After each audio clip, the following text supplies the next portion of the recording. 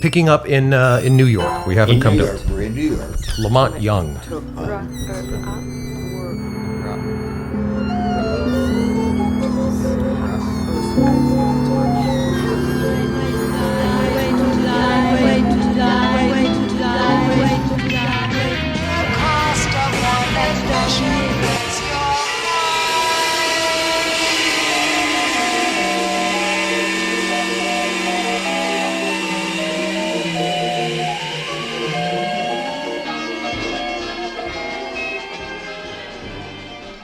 It's been a while since the last conversation with Joseph Bird.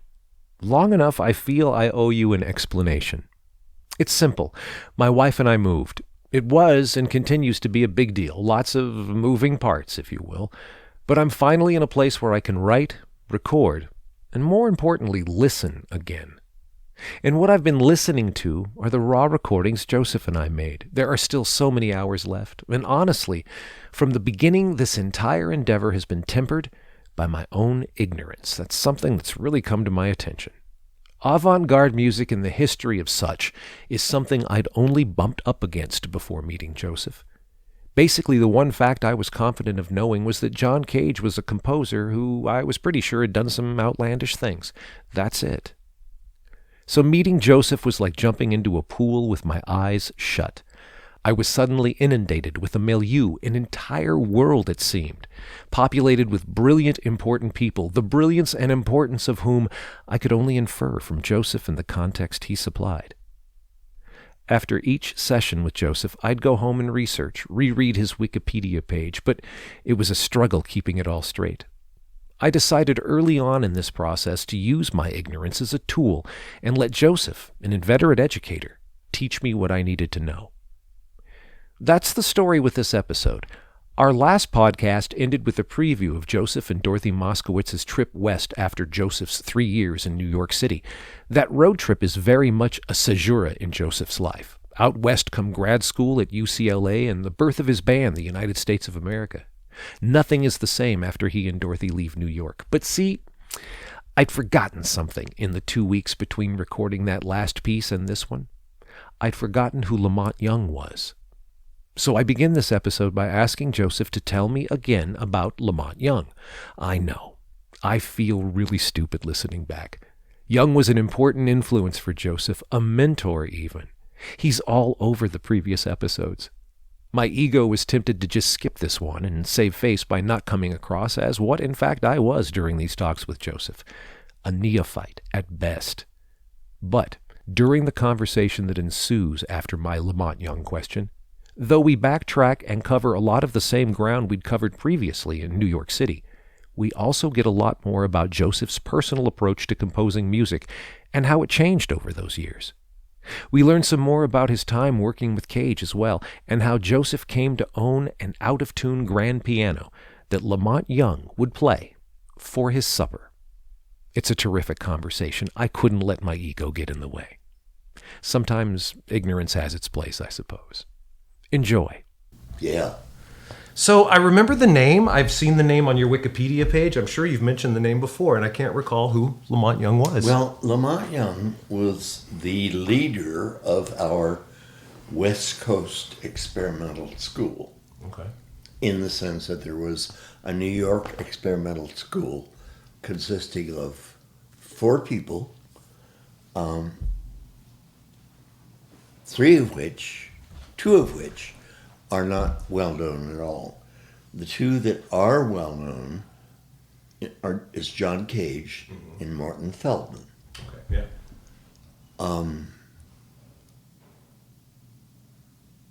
And I went to New York with the idea of studying with John Cage, but I was so intimidated by what people said that it wasn't until after we became acquainted, not friends, but at least he was interested in my music, and Morton Feldman, who I was just hopelessly, because his music was so beautiful and so soft, and I told you about the softer. Right. Yeah. And Morton thereafter did what Cage never did really, validated me as a composer. Especially after I went to UCLA and was working on a doctorate there.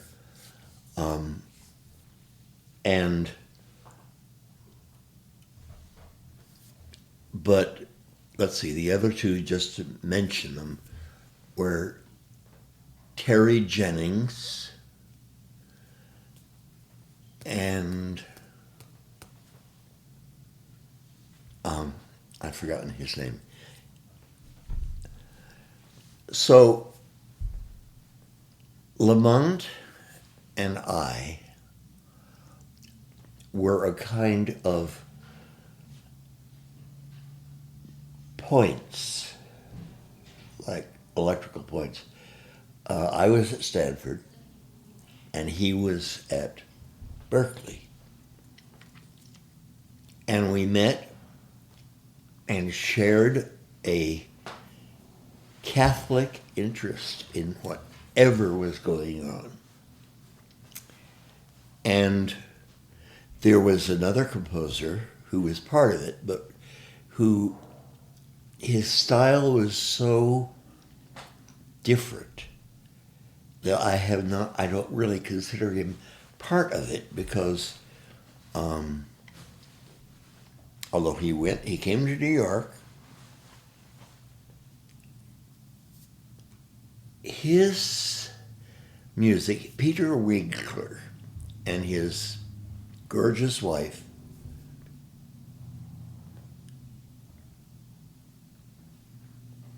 can't do it yet. It's out there. Came to New York and he tried becoming a known composer in New York. It was hopeless because his music was so singular and so, I love it. The piece I remember best, I can't remember the title. We may be able to find it because he may by now have gotten it recorded. Although I heard a recording of it. So. Is a performance that is like a historical performance of this guy in the corner with the piano and the clarinet player noodling. And it's really genuine. Really? Really. It's like captures the essence of early jazz, but it can't be early jazz. Yeah. But it's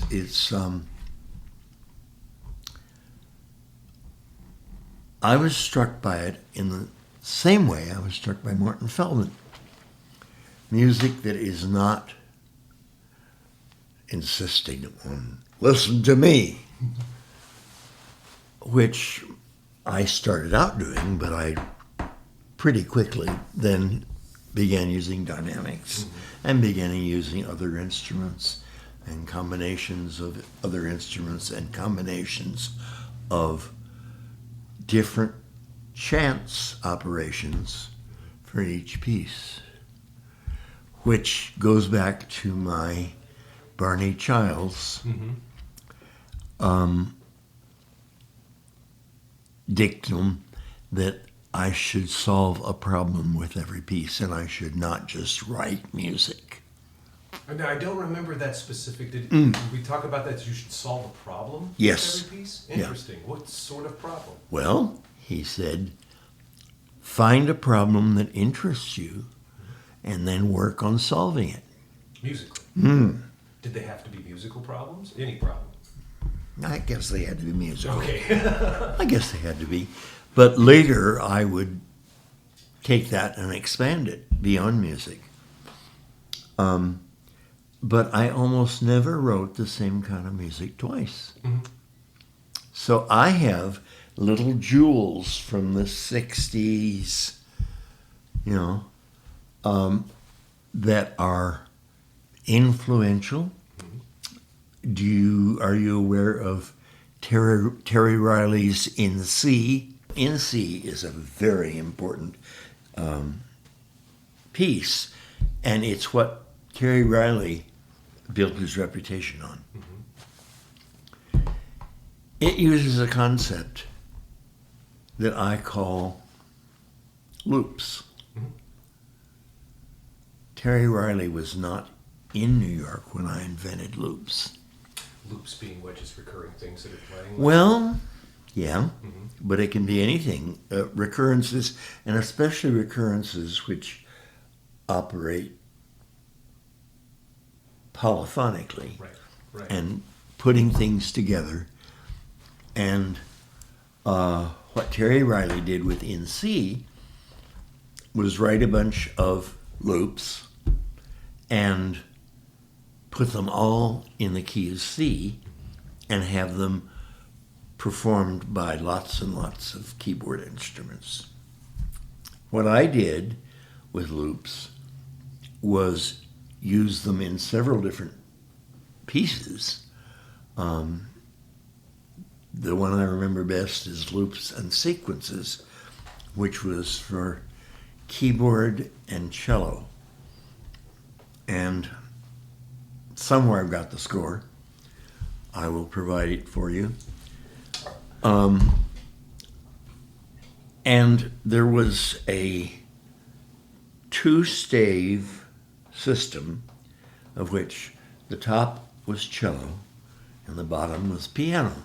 And there were only two staves. So if I wanted to go below middle C, I had to use a clef. Okay. And the same thing with cello, right? And it was a very popular piece, but it was before Terry had arrived. And Terry took that and made In C out of it, and I was very pleased and proud of it, except... I'm sorry, took what? The concept. Gotcha. Okay, I didn't know if it was a specific piece of music or what. Well, loops. Loops. The concept of loops. I had done several pieces with loops. So you're familiar with what a modern today what a loop is, right? I mean, you got into electronic music later on. So Yeah. This sounds like you're describing what is a digital or a tape thing nowadays. No. Digital nowadays. That it's a manual sort of thing. You were actually scoring these recurring movements? Yes, I was. Okay.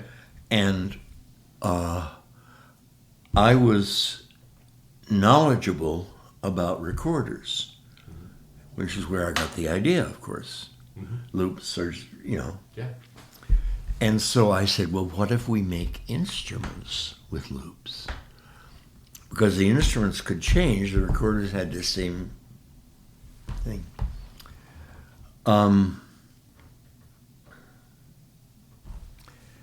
So I did a number of pieces with loops, maybe 4 or 5, and they were all performed. And they were performed when Terry got back from the Grand Tour. His parents were wealthy, and they said, before you go to New York and become a bohemian, let us show you what the world out there is.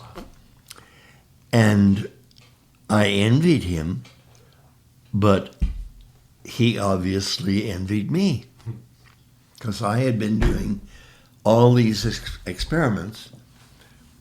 Lamont in this group, so I'm saying there was Lamont and me and Peter Winkler and then Terry Riley. Okay.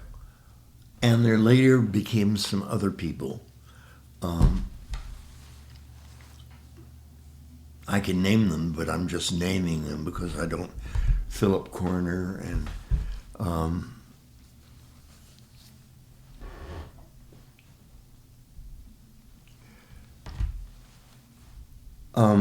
they aren't people that affected my music very much, so I don't have, Sure.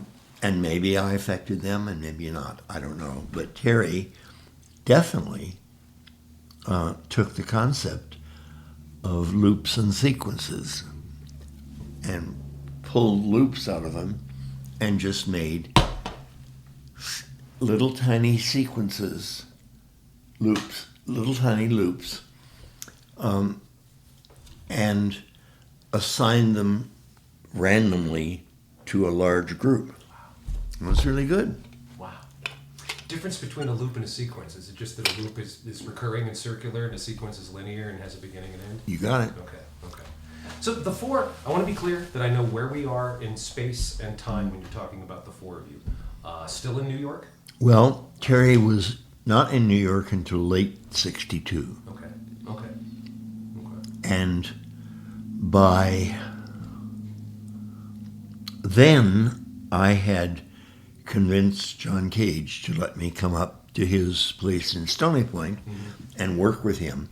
And that was not actually musical. What it was valuable as is teaching me about how John Cage thought. So did we discuss last time you going and becoming John Cage? I'm trying to remember if I've asked you that. If we talked about you becoming... Well, it wasn't that much. Okay. It was 3 trips on the train to Stony Point, where he was living, and we would have these huge sheets of transparencies, which he had made because there were photographs of his source for Atlas eclipticalis, and that is a real thing. Atlas eclipticalis is like an atlas of points and cities and different things like that.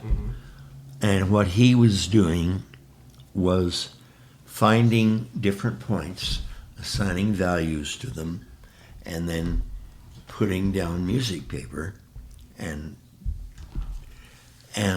the assigning values was done by the I Ching. By the way. Oh, the I Ching. Okay. Yeah. Wow. All right. So he was at the point where he was just transitioning from not making any decisions about his music, or to that point, I should say. Okay, all right. So that coming point. out of that. Yeah. So because he'd gone through prepared piano. Oh, he and had done blah, blah. all kinds of things. And I should tell you that it would be a blessing if you could somehow fit into this. His first pieces for prepared piano, sonatas and interludes, and his pieces for string quartet. Okay. Because I have, which were not chance, they were 20s in the 1920s, no, maybe 1930s. Okay. I have put those side by side with string quartets by Bartok and Stravinsky. And he holds his own against They Bartok. hold their own, definitely. Wow. Okay, I will look that up, in fact. I just watched a couple of videos today that were biographies of John Cage, just to familiarize myself with his career. So, I mean, after that, when he's in the East Coast, it's the 60s, and so what, is he just erase the artist? No, he didn't. He was trying to, but he wasn't knowingly doing that. He was considering that he was the medium through sound was passing into the audience. What kind of guy was he? What kind of guy was John Cage, just to be right? Oh my God, by then he was already a legend. Yeah. So he was behaving like a legend. The best I got from him, other than instructions about what he wanted me to do with it, was we would go for walks. And he was an expert in mushrooms, wild mushrooms. The Italian program about famous people who have knowledge of things other than what they are famous for. And he went on that program and won, I think it was $500,000. He knew so much about mushrooms. Okay. I mean, we're talking about Latin names and different classes within, all this kind of stuff. And all I kept of that was which ones are good to eat, which was great when I got to California. Right, yeah. So do you use that knowledge then later on in your cooking endeavors? And Oh, yeah. Yeah. Oh, yeah, sure. Here's a mushroom thing I learned from But Cage. the fact is that these mushrooms are so special that you don't really want to add cooking techniques to it. Oh, okay. You really want to have them with butter. Oh, wow. Oh, okay. They're that good, huh? Oh, yeah. Well, you have some up here. Chanterelles are probably the easiest ones to find. The stores sometimes find them. If you can get into the health food store, what's that? Wild Rivers. When they have them come in, go and buy enough for one good meal for both of you. Wow. And just slice them up and saute them. Wow, okay. Okay, so anyway, Lamont and I continued our friendship on the West Coast and visited people like, and I've mentioned this before,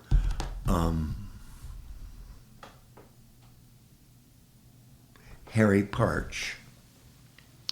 Harry Parch was a very sincere, very together and had his theories. He had lots and lots of charts about tunings. There are so many ways of musical tunings that are not the piano. And I will remind me if I leave Lamont without commenting on that. On the tunings. But I think I told you that both Lamont and I, Harry Parch built all of his instruments. Mm-hmm. So he could control things like tunings. So you could have an instrument that was able to produce. What's the difference? Do that again. There's a difference between the two. Yeah, right? the second one was a tiny bit higher. Just kind of like microtonal, Yeah. sort of? Okay. Yeah. Okay. Wow. Yeah. And on the way back from visiting, because it was a wonderful visit, and Parch was very kind to us because we were young composers at Berkeley and Stanford, and that was a way he could establish his legend. Mm-hmm.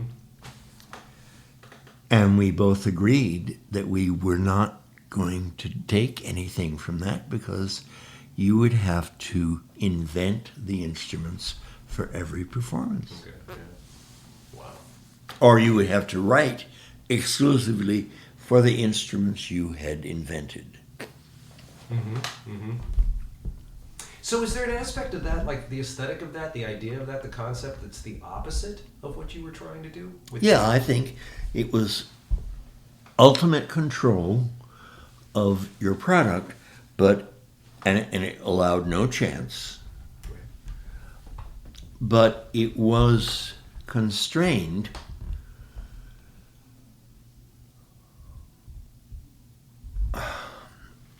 by the very fact that you were inventing an instrument. And so you would invent one, and you would have all the choices you wanted in the instrument. But thereafter, you would have to write for that instrument. So his music sounds to me kind of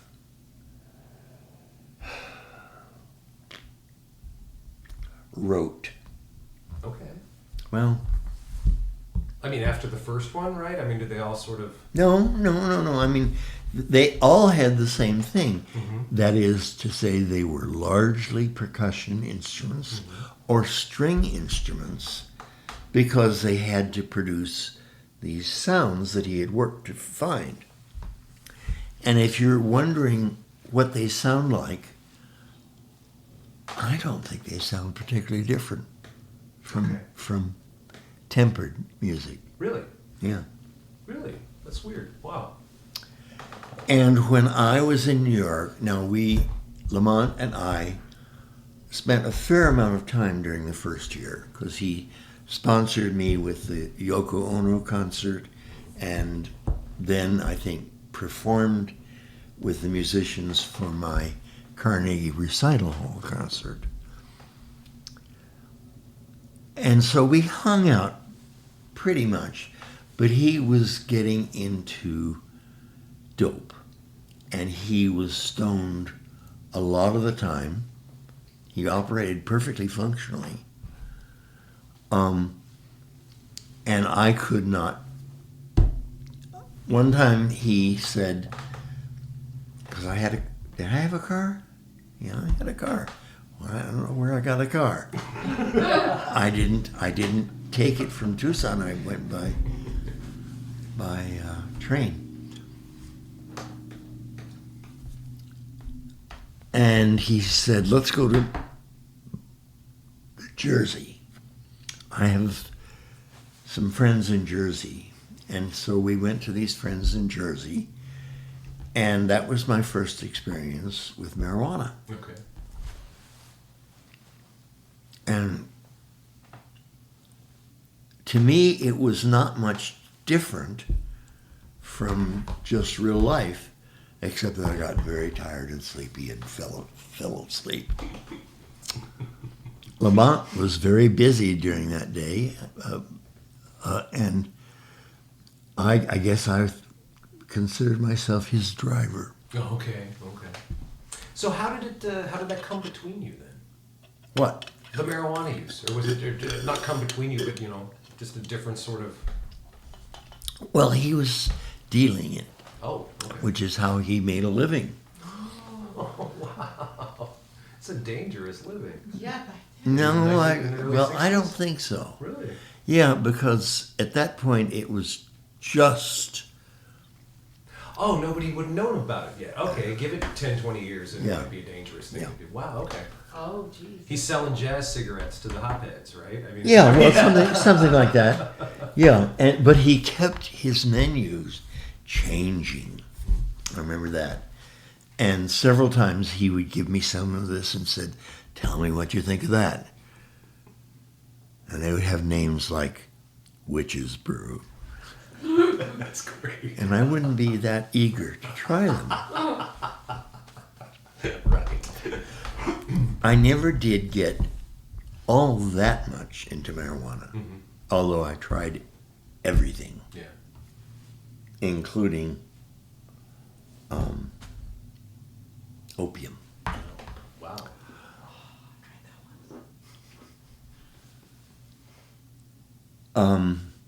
So Lamont was doing that, and a lot of his social life sort of got into that, and I was happy being a friend, and he was, I don't know if he was always stoned or not. Mm-hmm. Didn't act much different. He would,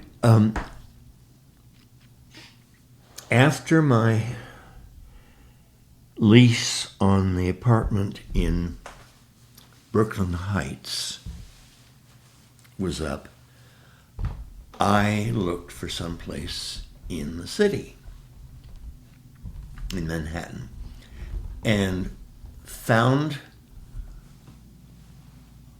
a really good place, and then found a better place. And the better place was large, and it was there that I found an ad for a free grand piano. What, basically you haul it, you get to keep it, that sort of I thing? don't remember. Wow. Wow. I don't remember everything. Yeah. But getting it to the place, the new place that I lived, it was in the basement. So it had to go down. But you know what? Piano movers in New York are the most resourceful people. I bet. They are just amazing. And usually one of them is a little guy. And they're two. And they can move a fucking grand piano. Uh-huh. I mean, they hoist them from the sidewalks and things, right? Well, they They do. things like They do, that. but just watching them without having to get a hoist, Uh-huh. get up from brownstone and those little thin steps, and then you're in the entryway, and there's an elevator, but you can't get the piano into the elevator. It's a grand. So they get it up the stairs very slowly and very carefully, and they never injure it.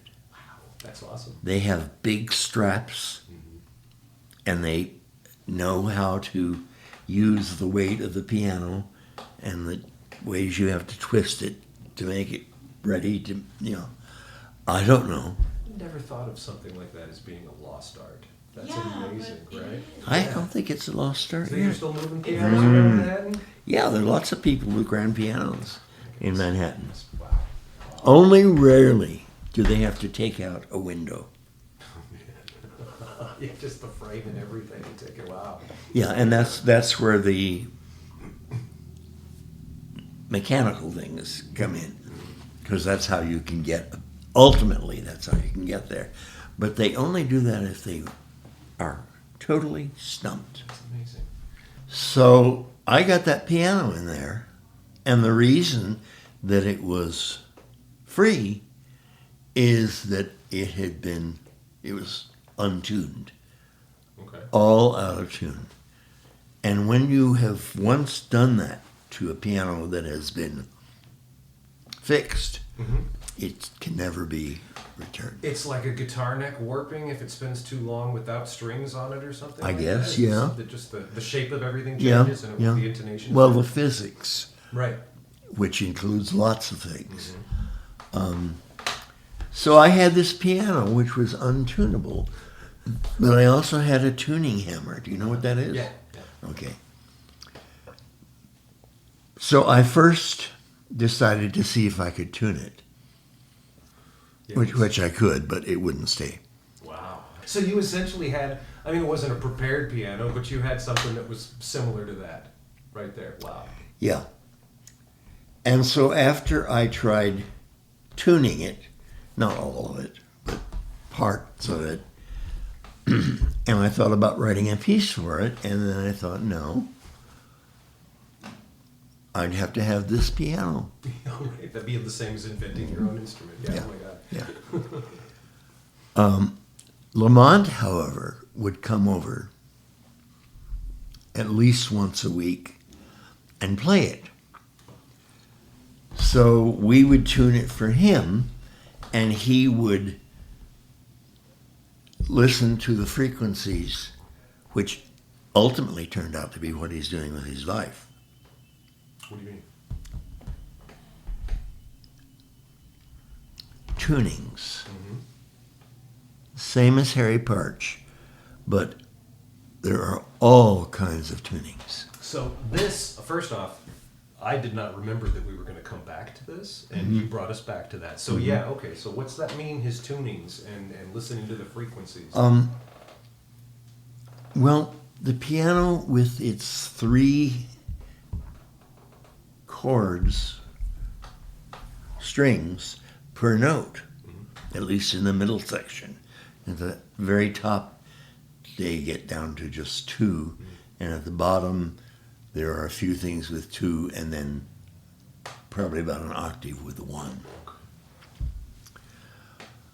And Lamont would just improvise on the piano. He was pretty good. He was playing a sort of jazz. But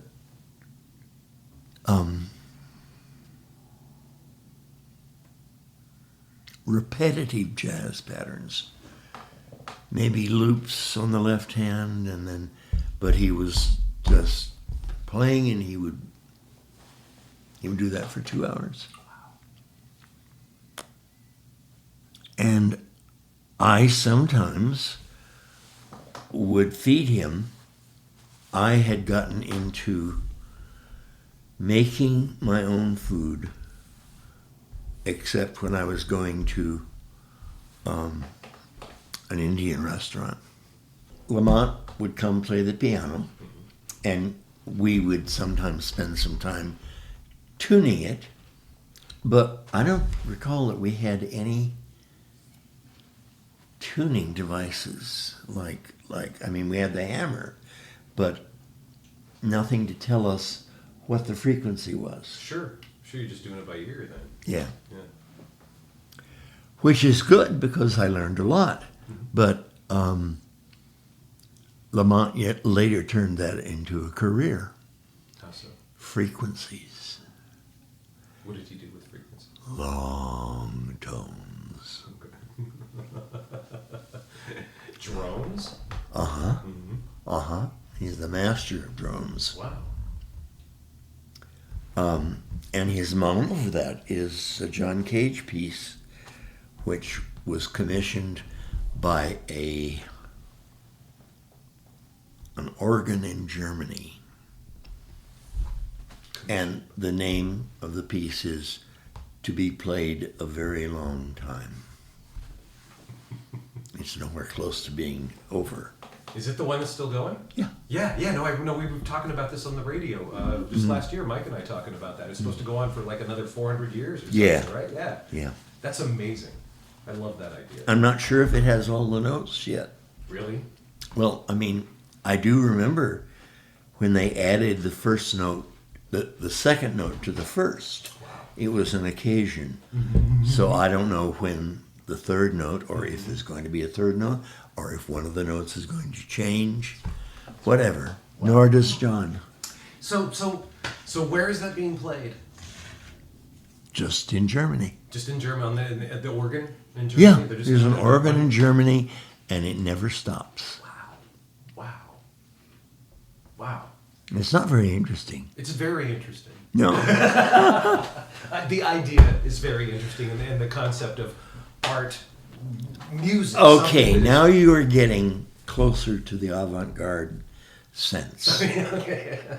Interesting as a concept is good, but I learned that it wasn't, that concepts were not always productive. Okay. In my sense. So that was where I stopped being so influenced by chance. Okay.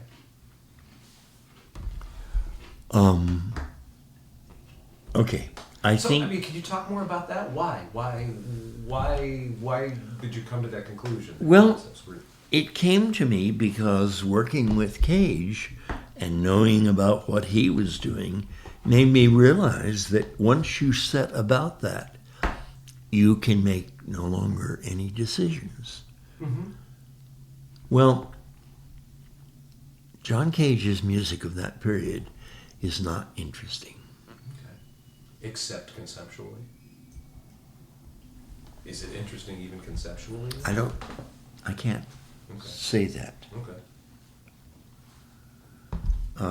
It wasn't interesting to me. And I thought, when John Cage's music is played with him and David Tudor, the pianist, they set things up. Then they go out to dinner, and then they come back and start the piece. Mm-hmm. And if that piece is determined by the chance operations they have to go on for 2 hours, it will go on for 2 hours. it can get very boring.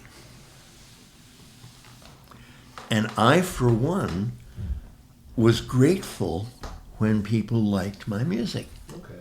That's a bad way to be avant-garde. That is not right. Yeah, exactly. You've got the one aspect of the aesthetic that is basically, nothing. I mean, the audience doesn't matter to this piece, Right.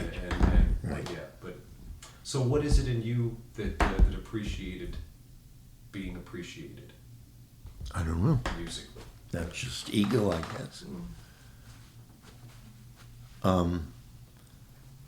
I began to write pieces that were not too long because I realized that people were less likely to be bored if they had only 10 or 11 minutes.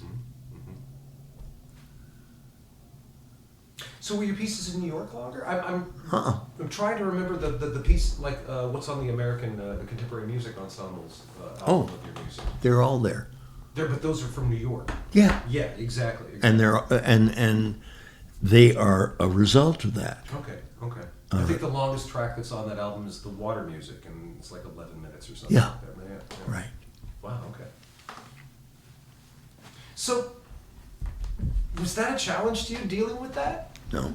Really? You just like, okay, you didn't worry about having the avant-garde chops anymore, or you just like had done so much, I've moved beyond this, I'm my own musician, I'm my own composer now? Yeah. Okay. Yeah. Yeah. By then, I had studied with Barney Childs, and had a year at Stanford. Came to New York, wrote pieces for sound poems, and then I wrote pieces for non-instruments. And then I knew enough musicians to write pieces for instruments.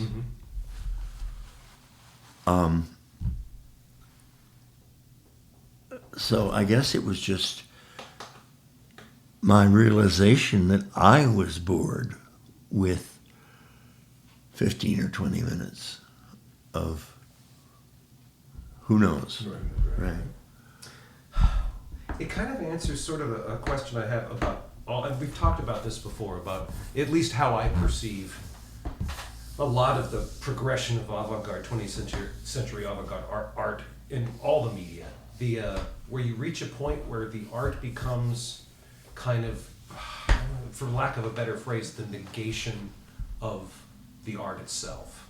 Or a trance, and you corrected me when I said that last time, and it's not a negation of the art itself, it's just a transformation of the art, so that it's the point where you put the blank canvas on the wall and call it a painting, or you sit down for 4 minutes and 33 seconds and don't do anything with the piano and call it a song. And I understand the avant-garde weight to that. I understand the conceptual weight to that. But that has to be kind of a hard wall. It's not a hard wall. If you were to go to a performance of 4 minutes and 33 seconds, and you notice that's a very short period of time, and you made yourself a microphone, listening to everything you heard. Right. That's what the piece is. The piece is saying, there's all this. Right. But as an individual with an ego who is, and I don't mean ego in I just mean ego in the we Freudian all have ego. After you create a piece that involves none of your will or action in it, you don't write a note. You just set the parameters and set back. Then the next piece in which you would compose and actually write notes, does that seem like a step backwards? Yeah. Yeah, and so that's what I meant by the wall, just as a creator. It's a wall beyond which you can't move, because beyond which is not you. There are all kinds of creation. Yeah. A huge variety. If you are avant-garde, you can choose from an infinity of choices. And John Cage's lesson is they're all good choices. And so were you at that point then to Never. make the choice for Never. yourself? No? Never. No, really? Well, I've already told you how I wrote pieces. I chose a concept and then wrote it to my own ear. And since I was involved with other musicians, I was receptive, at the least, to what their input was. And if I wrote, there are some places on the cello, for example, that really sound awful. I think it's on the second string from the bottom, and it's called the wolf tone. Oh, wow. And it's really nasty. Is this a specific place on the on the fret itself? On the most board? cellos, Really? not everyone, but it isn't the same on every cello, but there is something. Yeah. Wow. Just So what cellists learn to do is to play on other strings when you have to get that. Yeah. So I was responsive to what sounded good on that instrument. But I was not a slave to it. I made a lot of choices, and I realized as I was doing it that I was moving away from Cage. But Morton Feldman makes a lot of choices, and he is not considered a lesser composer. So he was one of my models. I guess I'm trying to formulate my own thought with this. And maybe I'm making too much of the role of the individual artist and the ego of the individual artist, and maybe trying to overlay some sort of idea that, you know, in the avant-garde and when you're starving in New York City and composing, you know, conceptual I wasn't music. getting any money for my music. Right. But at that point, that like there's like some sort of like progress. We're all as just as you were all sort of following John Cage, we're all moving down this continuum, and Sort of. I don't right. think there were many people who followed Cage in that. There was one guy, a poet, the most dreadful poet. Yeah.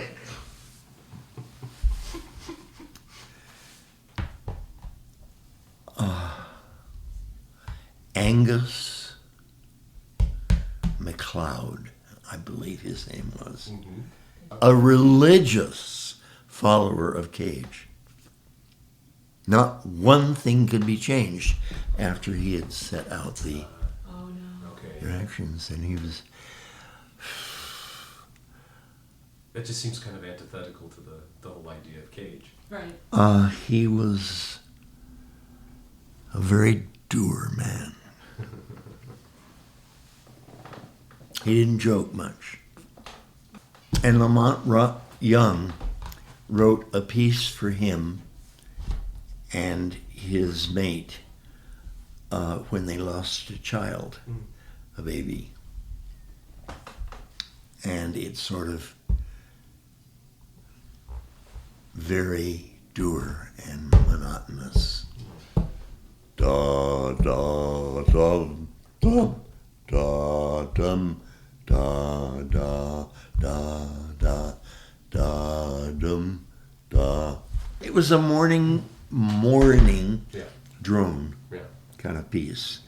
I don't remember if there was percussion on it or if you tapped your hands. So anyway, and it was very sincere and accepted as that.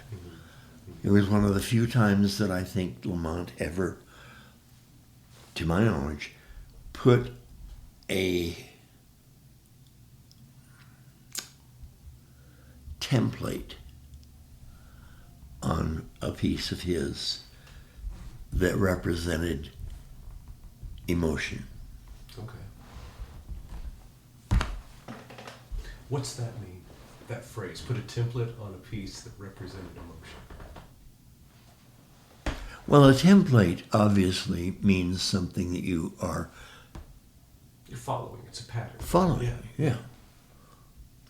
And Monte Young did not write music with emotion. Okay. You just kind of plugged it in then, right? I mean, well, some emotion we'll use. I copied 2, maybe 3 pieces of his for publishing purposes.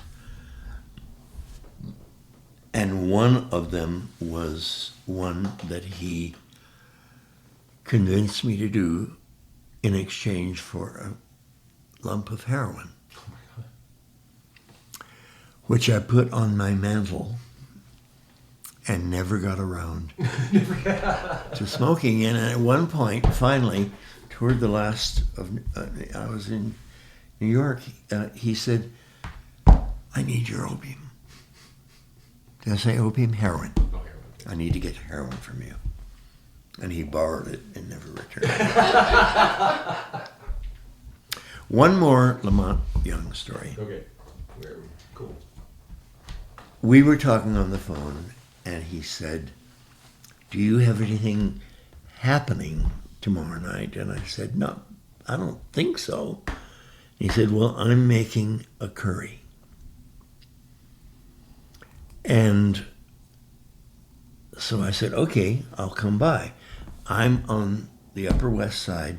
He's in Greenwich Village.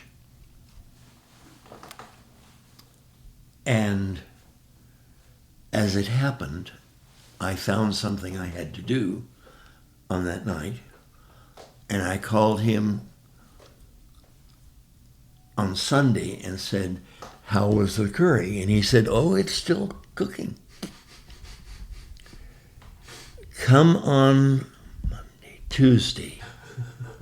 It should be just ready, perfect. So I said, okay.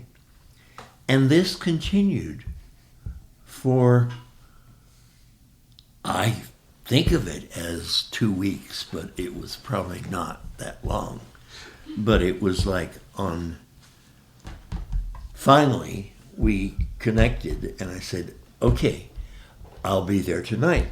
And he said, it'll be perfect.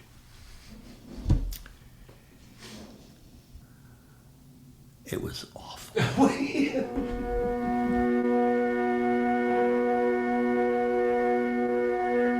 And that's who Monte Young was. I'll try not to forget.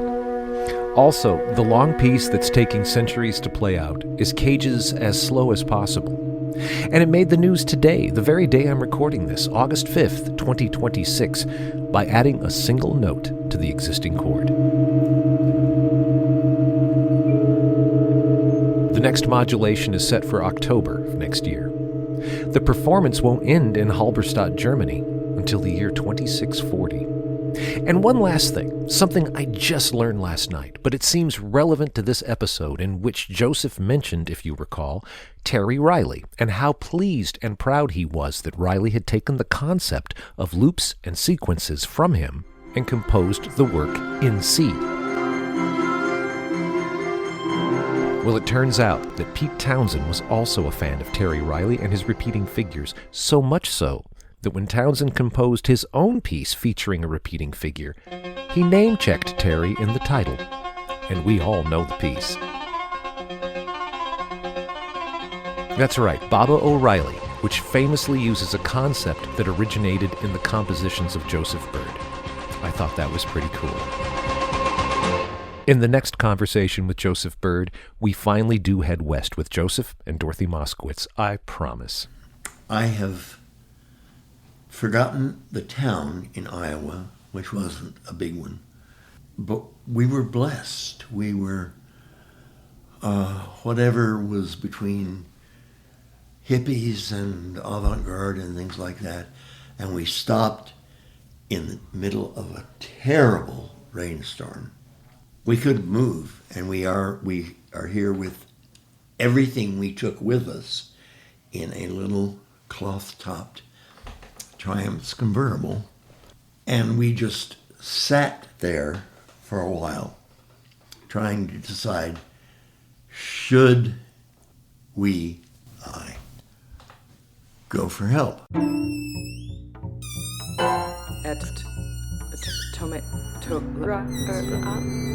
That's the next conversation with Joseph Byrd. I'm Paul Kritz.